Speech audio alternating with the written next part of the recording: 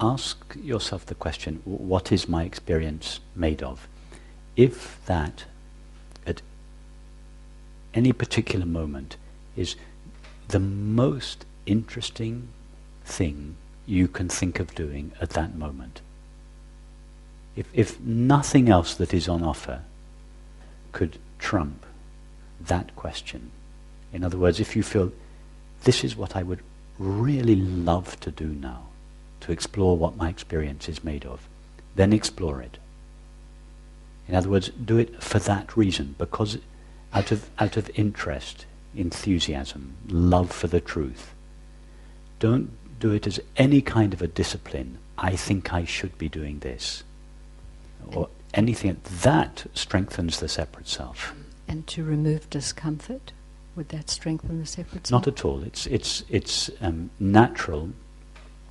If you've been sitting in a position for 15 or 20 minutes, it's just natural for the body to want to shift into a different position, or you may have a particular condition, you may have a sore neck or a sore back, in which case for you may want to lie on the floor during meditation or instead of sitting on a chair, or you may want to stand up and walk around during meditation instead of sitting still, in which case you just quietly walk up and down over there. And emotional discomfort?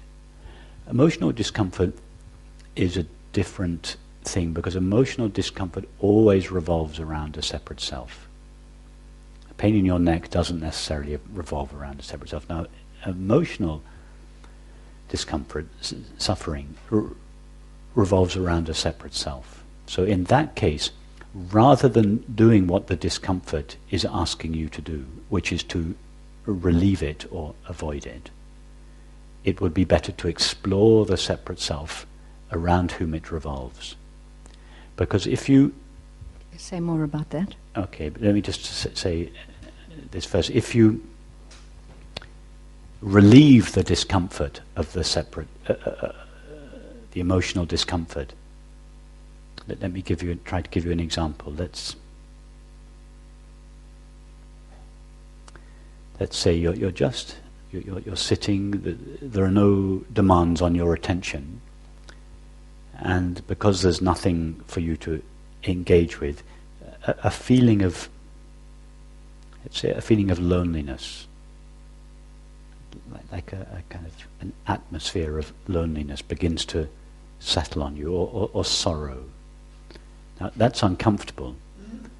Now, thought will provide all sorts of ways of avoiding the discomfort of that feeling. For instance, I go to the fridge, get something to eat, check my emails, have a drink, do something. In other words, we don't realize it, but many of our activities are initiated solely for the purpose of avoiding this dis-ease, this sort of pervasive feeling that something is missing or something is lacking. Even, of course, there are a series of kind of gross objects that are the common objects, substances, food, etc. But there are much subtler ways in which we avoid the discomfort of these feelings, and thinking, repetitive thinking, is one of them. It's not illegal, it's not bad for our health, so we just find ourselves dreaming, daydreaming. Off we go into the future. The sole purpose of that daydreaming thought is to deflect attention away from the discomfort of this sorrow, which seems to be at the center of ourselves. So the first thing to do is to become very sensitive to the impulse to avoid the uncomfortable feelings, either through the gross ways or probably these more subtle ways. Even sometimes reading an Advaita book or watching the next YouTube clip on non-duality can be just a way of giving your attention to an object so that we don't have to fully feel this dis-ease. So that's what I mean by Don't do what the feeling is asking you to do. What the feeling is asking you to do is avoid it or suppress it. So don't do either. Do the opposite. Turn round and face it.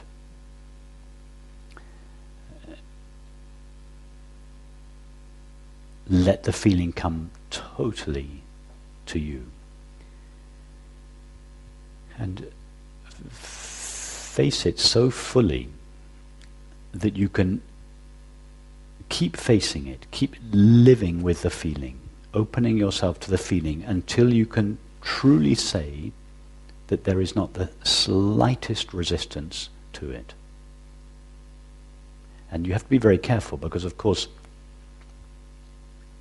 the separate self will turn even this into a technique for getting rid of the feeling. In other words, I'm allowing the feeling so that I can get rid of it. That's not allowing the feeling. So you have to really take time and check with yourself that the feeling is being allowed without the slightest resistance to it. And the test of that is you say to yourself, can I live with this feeling forever? You have to be able to answer yes to that question. When you can answer yes, honestly, to that question, you know that there's no resistance to it. And then, turn around and look at the feeling again and see what remains of it.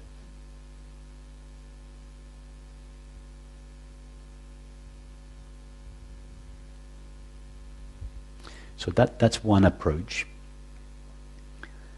That's an approach that goes directly to the feeling. Another approach would be to explore the separate self around whom the feeling revolves, because the feeling is always a sensation in the body plus a line of thinking, and that line of thinking always has the separate self as the main character.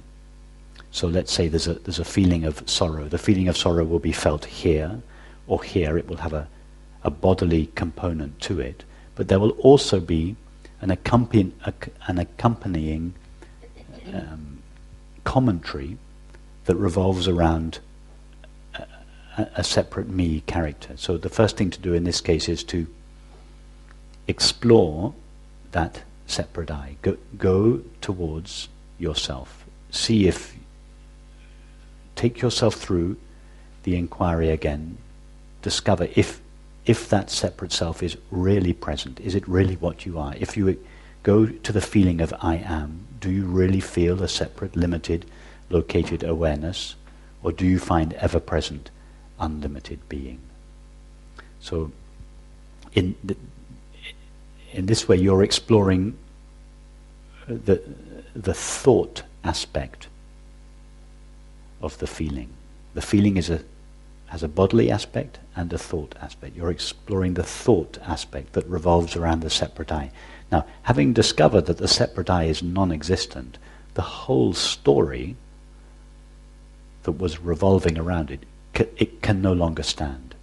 Then you're just left with the sensation in the body, this wave of sensation that was part of the sad feeling. And then you explore the sensation in a similar way that we did this morning. You just go to the raw sensation and you explore it. And that exploration, the kind of exploration we did, is a way of, although we don't realize it when we're doing it, we are actually flushing out the me feeling from the body, seeing that the body is just transparent vibration permeated with empty knowing.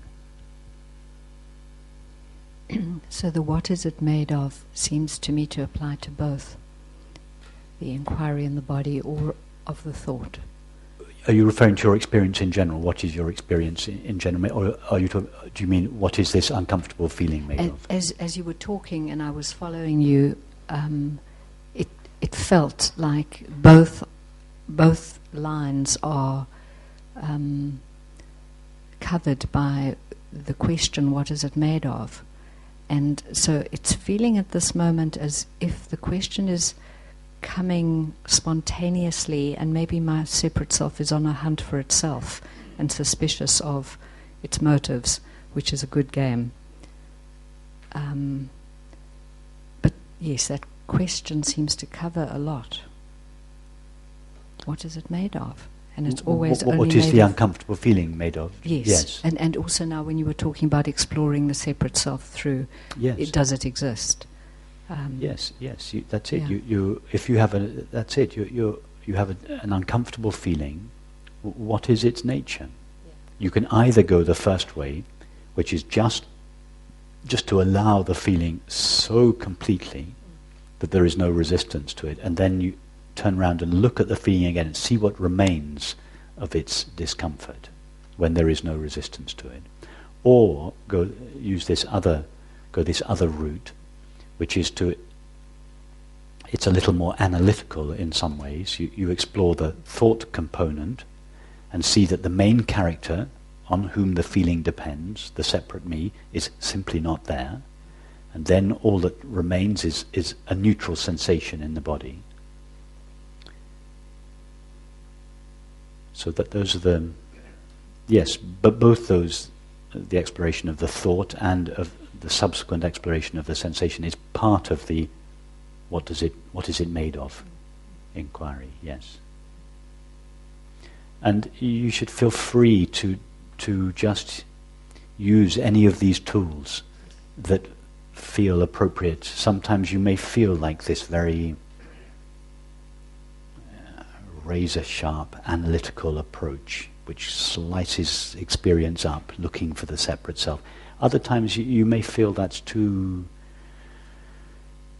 You don't feel like that. You just want to sit with the feeling and totally welcome it, become aware of your resistance to it, and just go on opening yourself more and more to the feeling until there is not the slightest resistance to it. So use all these tools, but always we should be guided by what we love to do, what we're interested in doing. Never make it a technique that or a practice that you impose on yourself out of discipline, duty, I think I should, this is good for me. All that just strengthens the separate self.